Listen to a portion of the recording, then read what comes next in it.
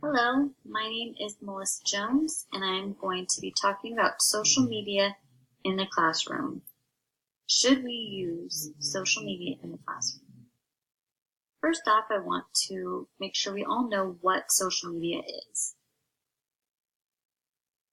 So, according to Webster's Dictionary, social media is defined as forms of electronic communication such as websites for social networking and microblogging, through which users create online communities to share information, ideas, personal messages, and other content such as videos. Next, I want to talk about personal and professional use of social media and the blurred lines that happen between them. Teachers can run into issues when they don't have clear lines to define what their personal and professional use of social media should be.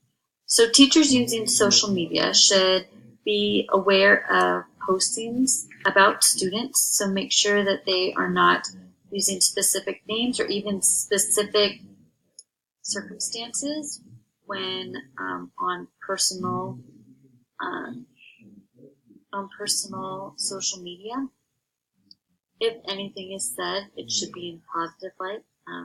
Teachers should stay away from complaining about their students on social media. Teachers should have clear lines when they are connecting with parents and or current or past students. Just know what your boundaries are. If you are going to allow being friends with parents and past students, making sure you have your privacy set to what you want it to be and that you're posting appropriately for those students and parents. And also when you're friends with students, to just be careful, especially if they are minors. That can cause issues. And establish clear boundaries. So what you will post on social media, who you will friend, and other boundaries are important to set when using social media.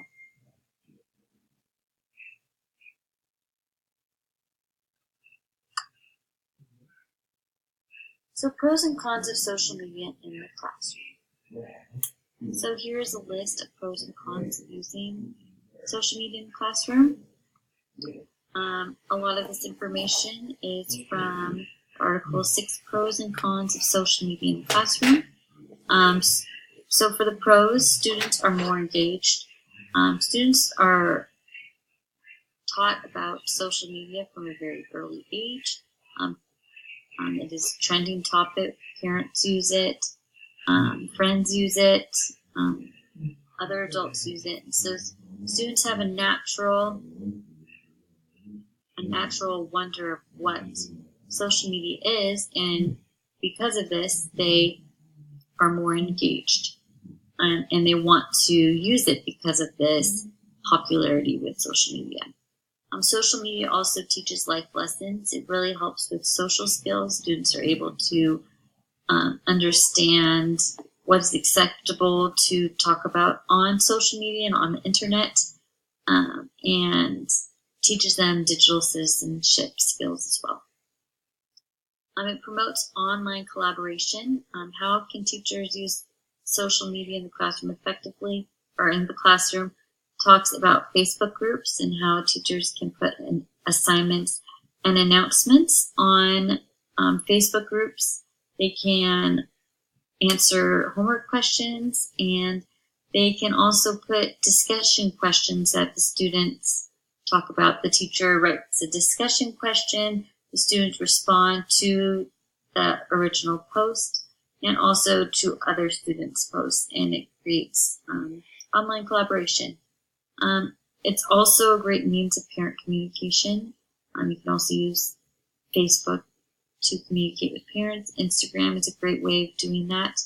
And Twitter. Instagram, you can have special hashtags that are for your class, so that you're posting pictures, events, information for parents to know. Also deadlines. Twitter, you can have, you can also use hashtags. You can have pictures on Twitter. You can have little tweets about what's happening throughout the day. And like I said, Facebook is also great. Some cons to using social media. The internet is a way for students to bully each other. Cyberbullying is a very big problem, so it's really important that teachers address cyberbullying and try to stop it before it begins. It can be time consuming. It can take up a lot of time. Internet can be dangerous. There's a lot of stuff that can be accessed very easily, and it's really important to have proper privacy settings set and parental controls to make sure that students aren't going to places that they shouldn't be going. And lastly, it's difficult to track student use since social media can be accessed on any computer, any device.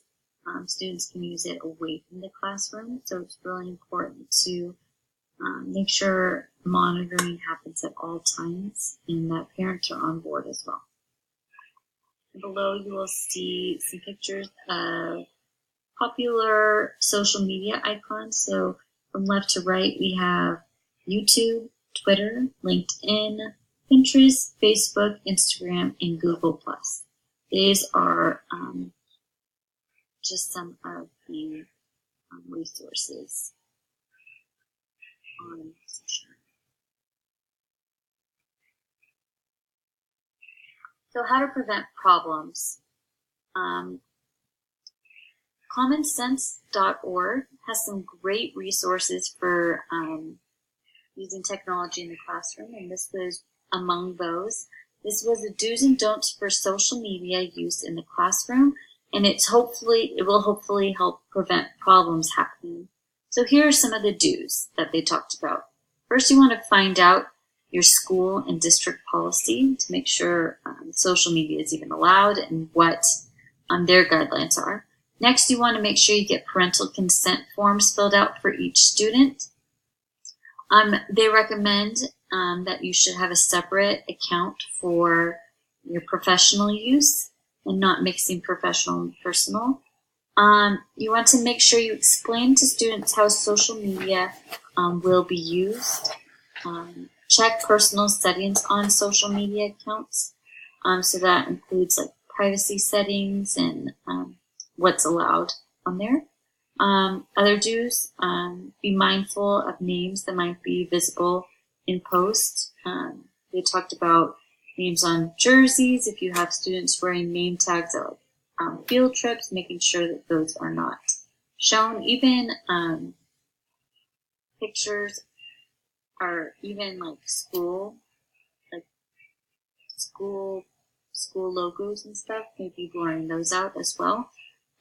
They suggest getting editing apps so you can take out any sensitive information. Turn off location services when taking pictures of students.